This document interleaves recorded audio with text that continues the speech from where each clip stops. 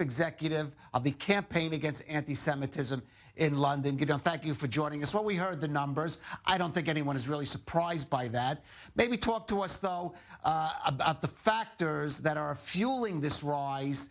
It's across the world, but maybe also specifically across the continent. I think also it's really important just to pick up on what you just said, which is the fact that people aren't surprised by this. And that tells us two things. One, it tells us that this has been going on a long time. Two, it tells us that they've got used to it. And the fact that people are getting used to this level of hatred against Jews tells us exactly how close to the precipice Europe is. And in some cases, I would argue that European Jewish communities are fearful of their future and probably aren't going to be sure of their future again.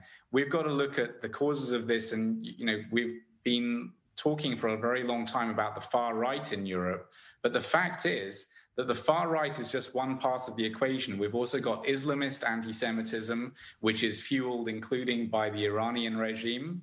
And we've also got far left anti-Semitism, which in many cases has actually become allied to far Islamist anti-Semitism. And we've also got links now between the far left and the far right in certain situations where, although they agree on pretty much nothing else, they agree on hating Jews. And it's a very worrying situation. We've seen in Britain how close Britain came with the near election of an anti-Semite. Jeremy Corbyn nearly got elected as Prime Minister of the country a couple of years ago. He then had a crushing electoral defeat last year.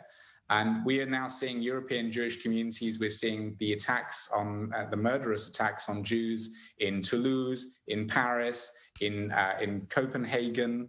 We're seeing Jews being gunned down. Obviously, in Halle, the synagogue was thankfully not breached, but two passers-by in the street, innocent people, were killed because the attacker couldn't enter the synagogue. It's a very worrying time for Jews in Europe.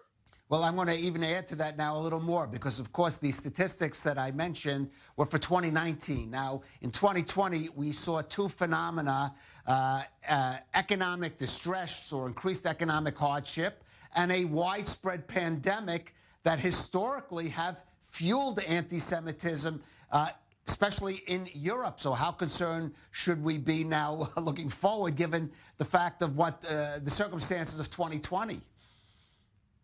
So one of the things that we do at Campaign Against Anti-Semitism is that we monitor anti-Semitism and the activity of anti-Semites. And one of the things that we're finding so concerning is that previously anti-Semites would meet offline largely, and they would share their ideas with smaller groups of people offline. Now what's been going on for the last several years is anti-Semites moving online and inciting hatred against Jews online. Now, the problem is that the pandemic has caused even more of them to move online than before. Many people who were resistant to moving online now have no option. So actually, we're seeing anti-Semitism moving online at an accelerated rate.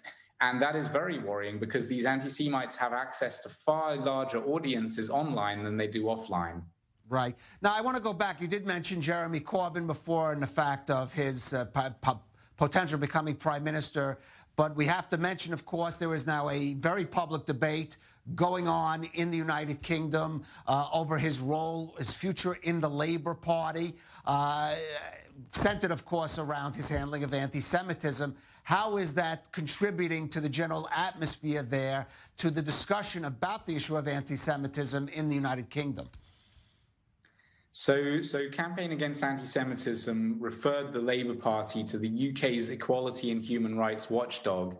And the report that has just been published by that watchdog basically says that under Jeremy Corbyn, anti-Semitism became institutionalized within the Labour Party. And just to break that down for your viewers, the Labour Party used to be the most fiercely anti-racist political party in the UK. The institutionalization of anti-Semitism essentially means that anti-Semitism became part of the system within the Labour Party. And the Labour Party actually became, of itself, a force for spreading and harboring anti-Semites. So it's been a very turbulent time. But what we've also seen is that the British electorate absolutely out of hand rejected Jeremy Corbyn. It was one of the last worst performances for a Labour politician, I think, in 85 years. So it was an absolutely crushing defeat for Jeremy Corbyn. And part of the reason for that was that British people, even British people who hadn't ever met a Jew, remember the Jewish community in Britain is small, it's only 250,000 people. The British people rejected anti-Semitism. They did not like it. And they rejected the party and the political leader who was espousing it. Well, we'll have to leave it on that semi-positive note. I'm sorry, Guido and Falter, we're out of time, but thank you for joining us on the Rundown.